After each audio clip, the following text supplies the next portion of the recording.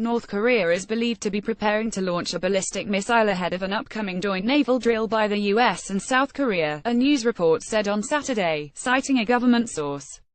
The U.S. Navy said on Friday a U.S. aircraft carrier will lead the drill in the coming week, a fresh show of force against North Korea as tensions soar over the Hermit State's weapons program. The move will likely rile Pyongyang, which has previously responded angrily to joint exercises. Related reading the Dongerilbo Daily, quoting a government source, said satellite pictures show ballistic missiles mounted on launchers being transported out of hangars near Pyongyang and in the North Pyongan province. U.S. and South Korean military officials suspect the North might be preparing to launch missiles capable of reaching U.S. territory, the newspaper said. This could be the Hwasong-14 intercontinental ballistic missile ICBM, whose range could extend to Alaska, or Hwasong-12 intermediate-range missiles which Pyongyang threatened to fire towards the U.S. Pacific territory of Guam in August, the report said. Another possibility is that the North might be preparing to test a new Hwasong-13 ICBM, it added, that has a longer maximum range than the other two missiles and could potentially reach the U.S. West Coast. A Defense Ministry spokesman declined to comment on the report, saying, "We don't comment on any matters of military intelligence. We are keeping a close watch over the North," he added.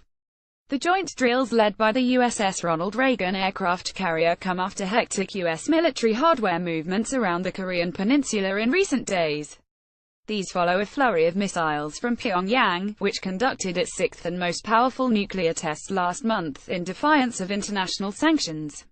On Friday, the nuclear-powered USS Michigan submarine arrived at the southern South Korean port of Busan, just days after another nuclear-powered submarine, the USS Tuscan, left after a 5-day visit. Earlier this week, the U.S. flew 2 supersonic heavy bombers over the Korean peninsula, staging the first nighttime joint aviation exercises with Japan and South Korea. That mission came 17 days after 4 U.S. F-35B stealth fighter jets and 2 B-1Bs flew over the peninsula. Professor Yang Moo-jin of the University of North Korean Studies said it was highly likely that the North could launch missiles in response to next week's joint Navy drill.